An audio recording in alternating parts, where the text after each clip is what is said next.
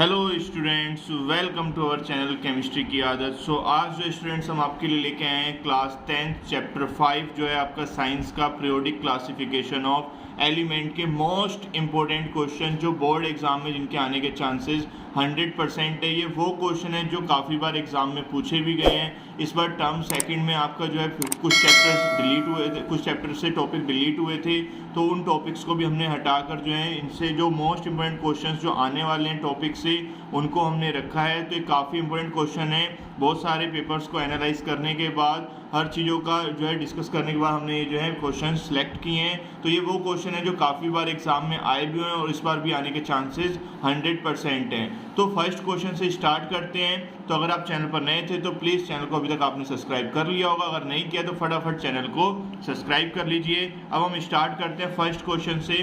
तो first question है, write two reason responsible for late discovery of noble gases. ऐसे कौन से दो रीज़न हैं जो रिस्पॉन्सिबल हैं डिस्कवरी ऑफ नोबल गैसेस के लिए। तो नोबल गैसेस जो हैं इनको डिस्कवर किया गया था लेट में because of the following reason. क्या रीजन है? They are very inert. ये गैसेस कैसी हैं? Inert gases. इनर्ट गैसेस कौन सी होती हैं? जो किसी से भी रिएक्ट ना करें। रिएक्ट क्यों नहीं करती? क्योंकि इनके outermost shell completely filled होते हैं, इनको नीड नहीं होती, ना ही इलेक्ट्रॉन लूज करते हैं और ना ही गेन करते हैं, क्योंकि इनका आउटर मोस्ट शेल जो होता है वो कंप्लीटली फिल्ड होता है। Second, they are present in extremely low, और ये नेचर में प्रेजेंट होते हैं तो स्मॉल अमाउंट में प्रेजेंट होते हैं। ठीक है, तो ये इसके टू रीजंस थे। अब नेक्स्ट क्वेश्चन पे चलते हैं। Second, state modern periodic law of classification of element. काफ़ी इंपॉर्टेंट क्वेश्चन है ये, बहुत बार एग्जाम में आया हुआ है। मॉडर्न पीरियोडिक टेबल का लॉ लिखना है आपको, और ऐसे ही मेंडलीव पीरियोडिक का भी लॉ आ सकता है एग्जाम में। तो मॉडर्न पीरियोडिक लॉ का स्टेटमेंट क्या है?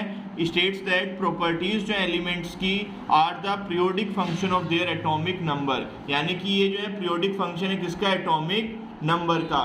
तो आपकी जो मॉडर्न पीरियोडिक टेबल है वो किसके ऊपर बेस्ड है? उनमें जो एलिमेंट्स का अरेंजमेंट किया गया वो इंक्रीजिंग ऑर्डर के बेस पे किया गया है, एटॉमिक नंबर के। और जो मेंडलीव की पीरियोडिक टेबल थी उसमें जो एलिमेंट्स का जो अरेंजमेंट किया गया है वो increasing order of their atomic मास के बेस पे किया गया है। अगर मेंडलीव का पूछा जाएगा तो आप लिखोगे it states that the property of the elements are the periodic function of their atomic mass. अगर आपसे मेंडलीव का पूछा जाएगा तो, अगर मॉडर्न का पूछा जाएगा तो function of their atomic number लिख के आओगे।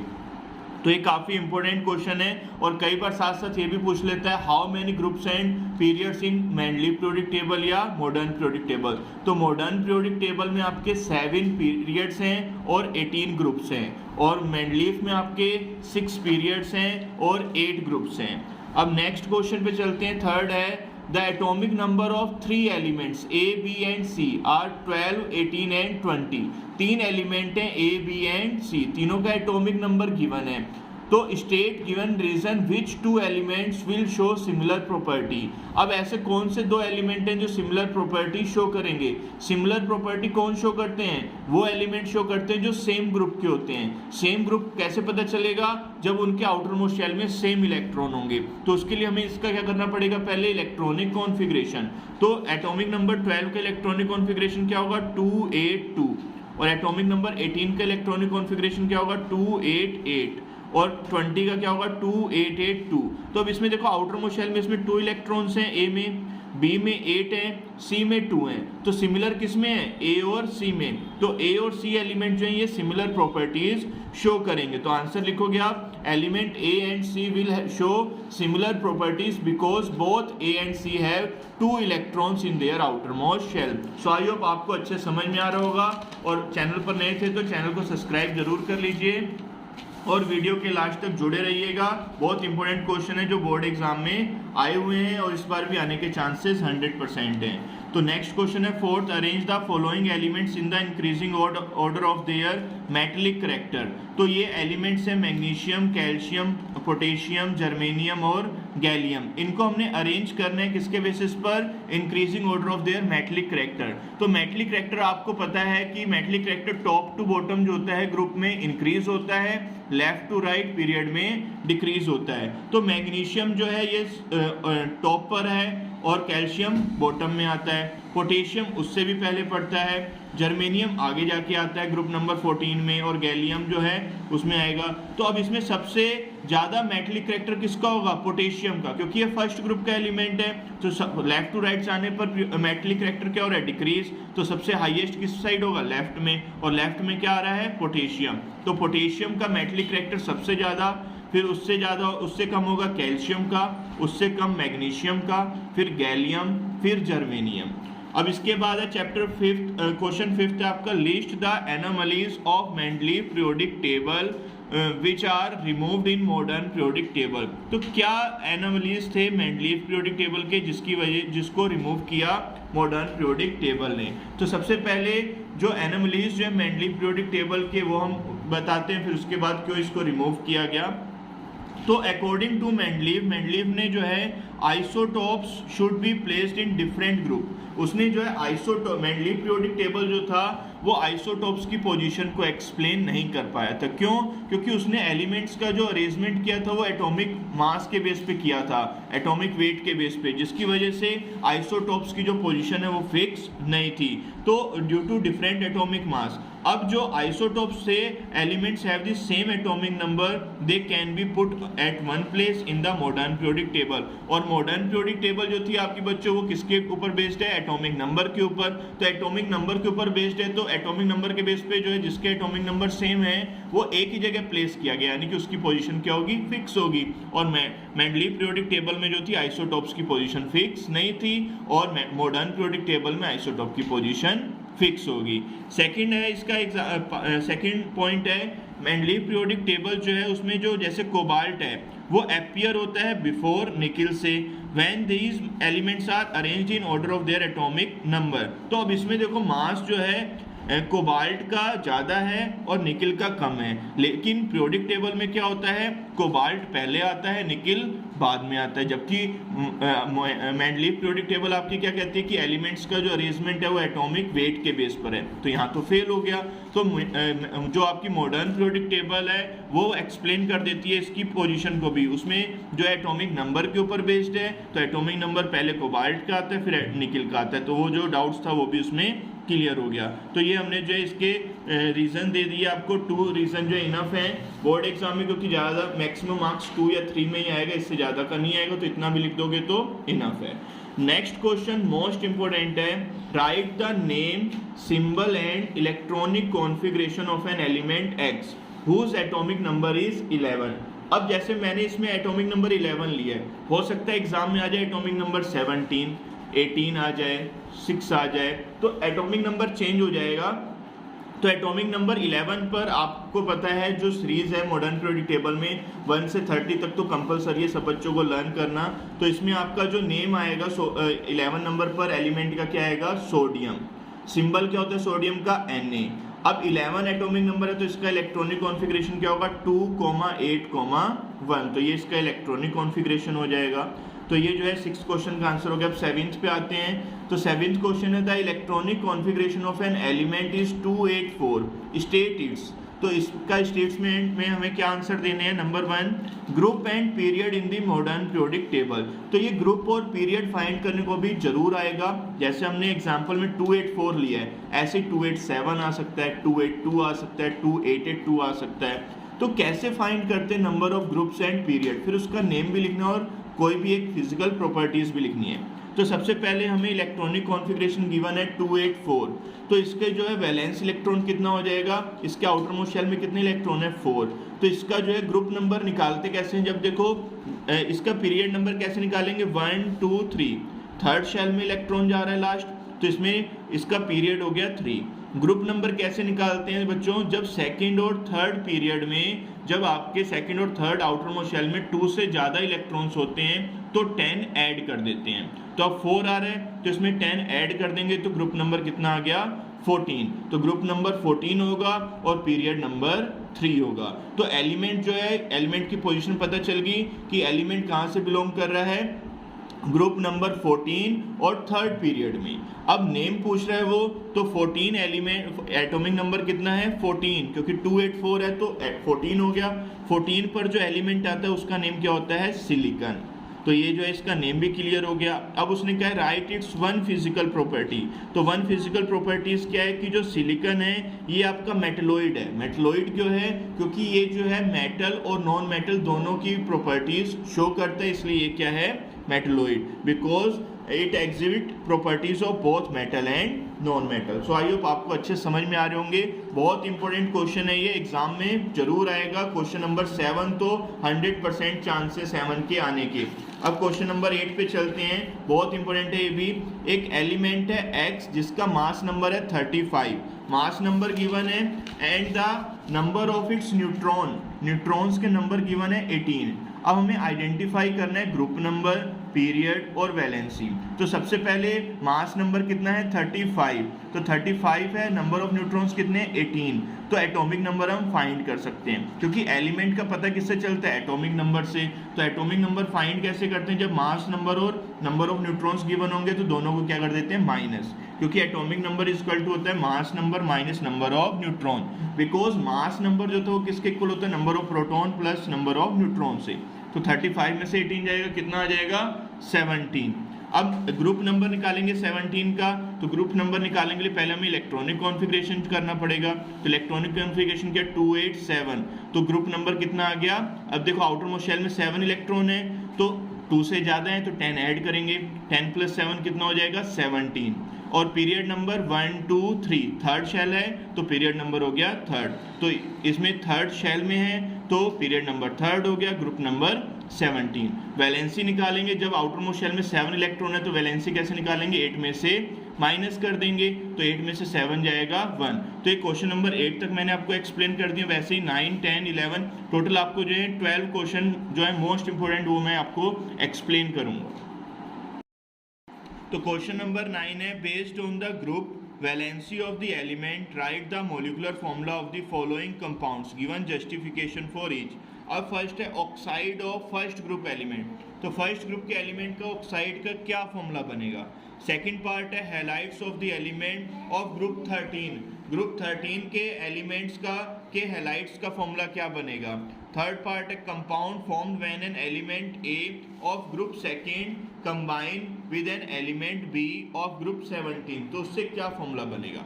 तो सबसे पहला जो पार्ट था कि ऑक्साइड्स जो थे फर्स्ट ग्रुप के उनका क्या फॉर्मूला बनेगा। तो लेट जो फर्स्ट ग्रुप के एलिमेंट है उसको हमने सिंबल ले लिया x, क्योंकि हमें कोई एलिमेंट का नेम तो गिवन नहीं है, तो फर्स्ट ग्रुप के एलिमेंट का सिंबल हमने ले लिया x। क्योंकि ग्रुप में क्या होती है? वैलेंसी हमारी सेम रहती है, क्योंकि आउटर मोस्ट शेल के इलेक्ट्रॉन सेम होते हैं ग्रुप में, तो उनकी वैलेंसी क्या आती है? हर एक ग्रुप के एलिमेंट की सेम आती है। तो फर्स्ट ग्रुप क्या है तो इसकी वैलेंसी कितनी होगी? 1। और ऑक्सीजन ऑक्साइड बनाना है हमें, तो ऑक्सीजन की वैलेंसी कितनी होती है? 2। तो फॉर्मूला क्या बनेगा? क्रॉस मल्टीप्लाई करेंगे X2O। तो जो मॉलिक्यूलर फॉर्मूला होगा ऑक्साइड का ऑफ फर्स्ट ग्रुप एलिमेंट का वो कितना बनेगा? X2O। अब सेकंड पार्ट जो था उसमें हमें हैलाइड्स बनाने हैं किसके? ग्रुप 13। जब हैलोजन से रिएक्ट करेंगे तो क्या बनेगा? तो हमने ग्रुप 13 जो था उसमें जो हैलोजन है, हैलोजन का जो है सिंबल ले लिया Y, और एलिमेंट जो है ग्रुप 13 का उसका सिंबल क्या ले लिया? M। तो M 13 ग्रुप का है तो इसकी वैलेंसी कितनी होगी? 3, क्योंकि आउटर मोस्ट शेल में 3 इलेक्ट्रॉन्स आएंगे।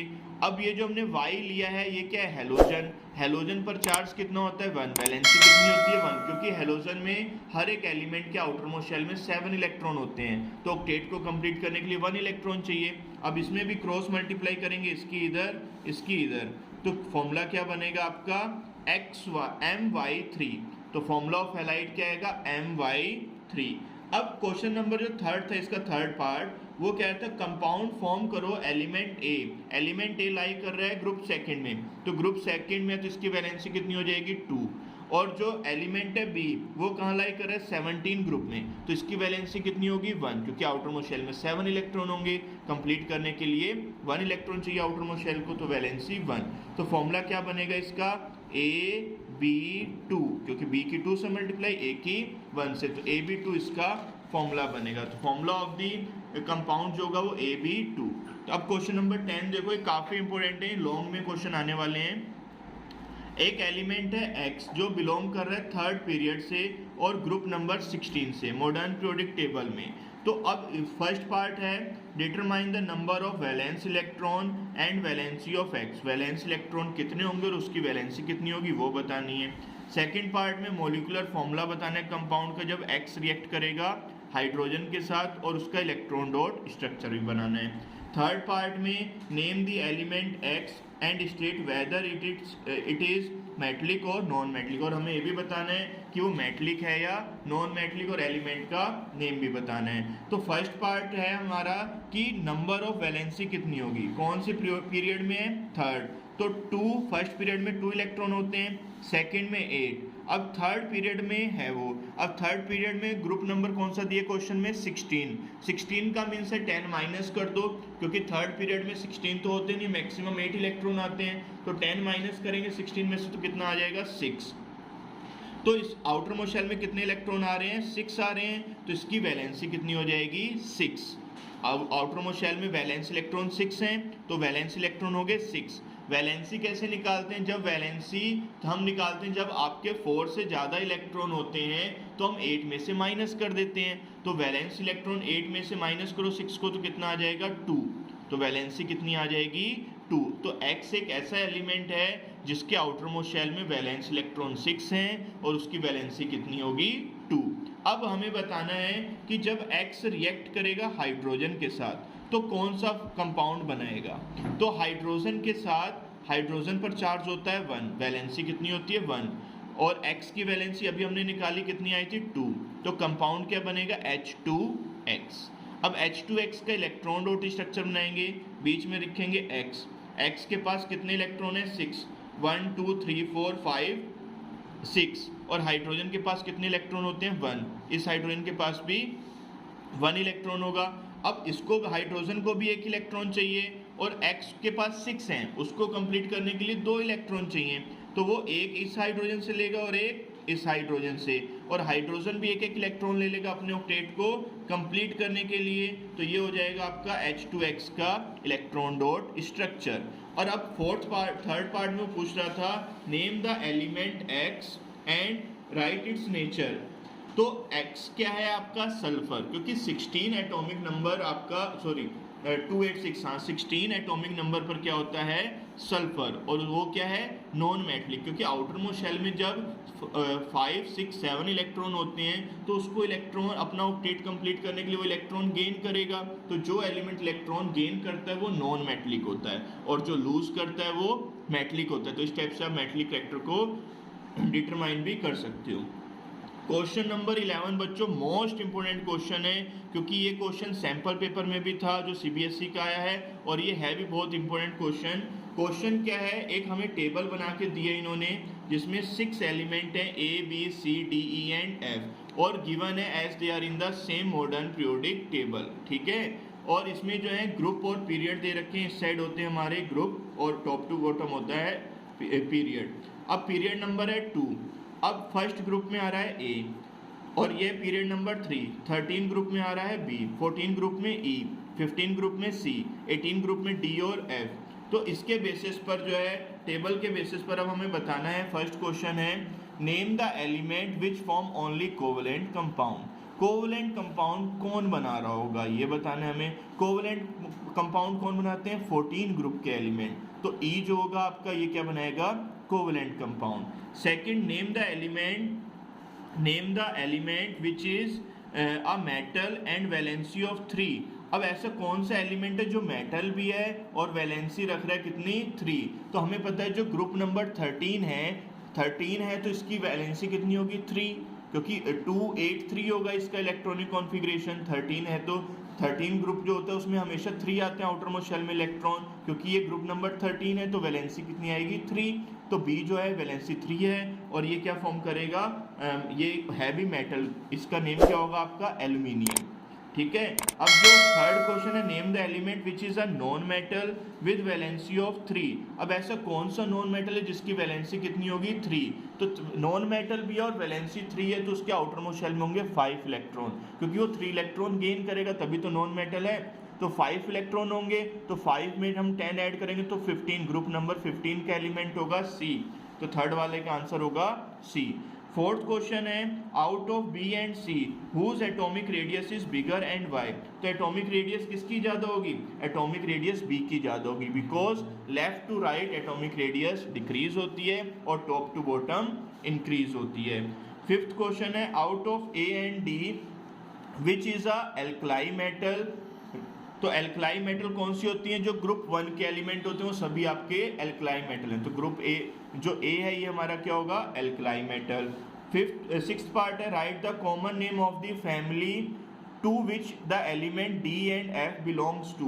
तो डी एंड एफ कहाँ बिलोंग्स करेंगे? देखो ये 18 ग्रुप में है, 18 ग्रुप को हम क्या बोलते हैं? Noble gases. तो ये कौन से हैं? हमारे नोबल गैसेस हैं। ए डी और एफ दोनों क्या हैं? नोबल गैसेस हैं या इनर्ट गैसेस हैं। इनको हम जीरो ग्रुप एलिमेंट भी कहते हैं बिकॉज इनके outermost shell completely filled होते हैं। तो ये क्वेश्चन नंबर 11 हो गया।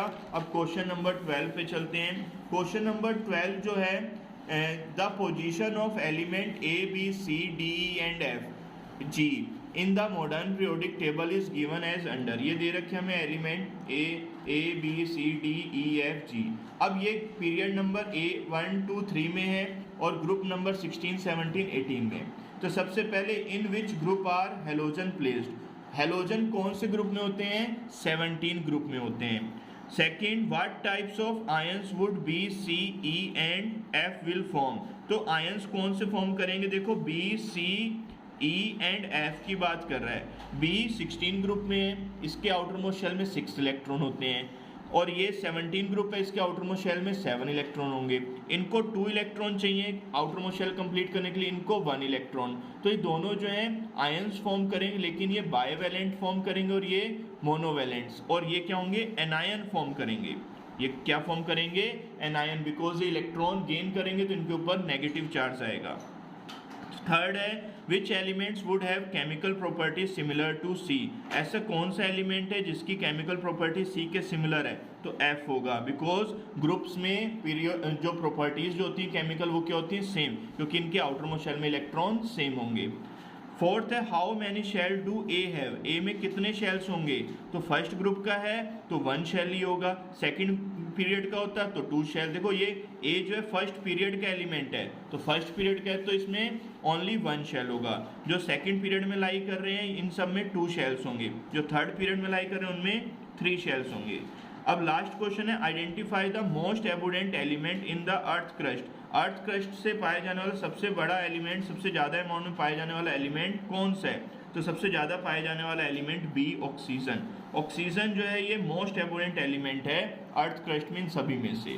तो ये इन सब के आंसर नीचे लिखे भी हो, आप अपनी नोटबुक में नोट डाउन भी कर सकते हो। फर्स्ट का ग्रुप 17, सेकंड का they will form anion, third का F will have similar chemical properties to C, fourth का ए के पास ओनली 1 शेल होगा, फिफ्थ का A and D both are noble gases हैं और सिक्स्थ में बी जो है वो आपका मोस्ट एबुडेंट एलिमेंट है।